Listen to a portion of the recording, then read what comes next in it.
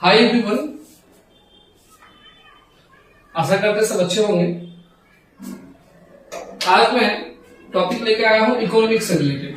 Class 11 commerce और BCom same 1 में पढ़ने वाले बच्चों के लिए इकोनॉमिक्स का टॉपिक लेके आया हूं।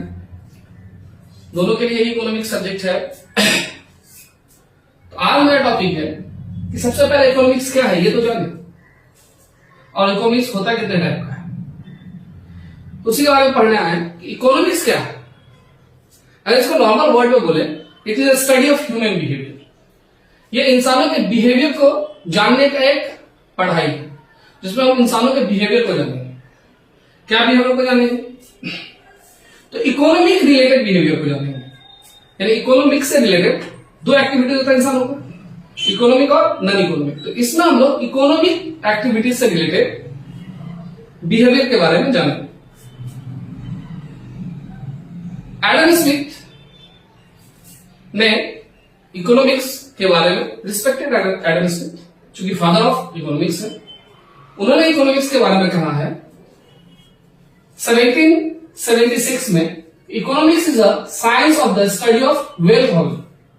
यानी उनका कहना है इकोनॉमिक्स जो है वो वेल्थ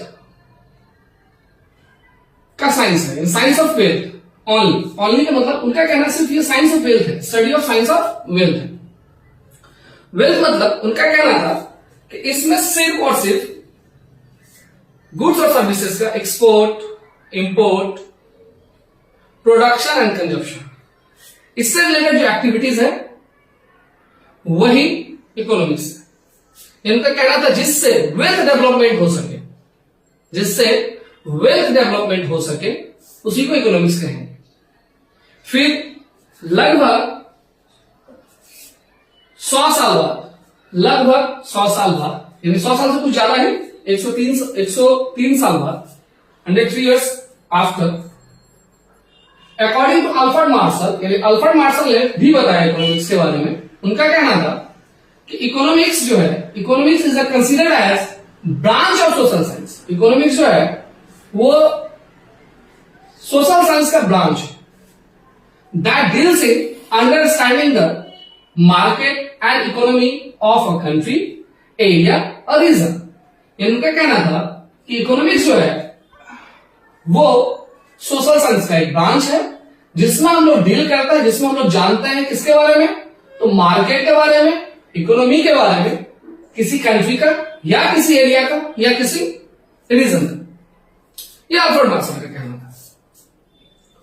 दोनों में ही अगर आप देखो तो कंट्री या एरिया या रीजन या वेल्थ, चाहे वो एडम स्मिथ जी ने जो कहा है या अल्फ्रेड मार्शल ने जो कहा है, दोनों में ही आपको देखने को मिलेगा कि दोनों ही रिलेटेड किससे है, ह्यूमन बिहेवियर से ही रिलेटेड है।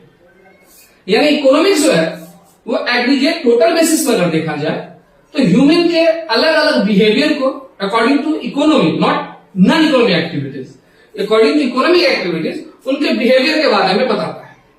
तो ये था दो अलग अलग राइटर का डिफिनेशन। एडम स्मिथ का कहना है कि ये जो है ये साइंस है ओनली वेल्थ का, और अल्फ्रेड मार्शल जी का कहना है ये साइंस तो है, ये ब्रांच है सोशल साइंस का जिसमें हम लोग डील करते हैं, ये जानते हैं किसके बारे में, तो हम लोग जानते हैं मार्केट के बारे में, डील करते हैं मार्केट के बारे में, किसी भी और इकोनॉमी के बारे में, किसी भी कंट्री का, किसी भी एरिया का और किसी भी रीजन का। तो ये था इकोनॉमी। इकोनॉमी में ये बहुत सारा टर्म्स कंडीशन है जिसमें हम लोग बात करेंगे एक एक करके। अभी आते हैं इकोनॉमिक्स को दो पार्ट में डिवाइड किया गया है।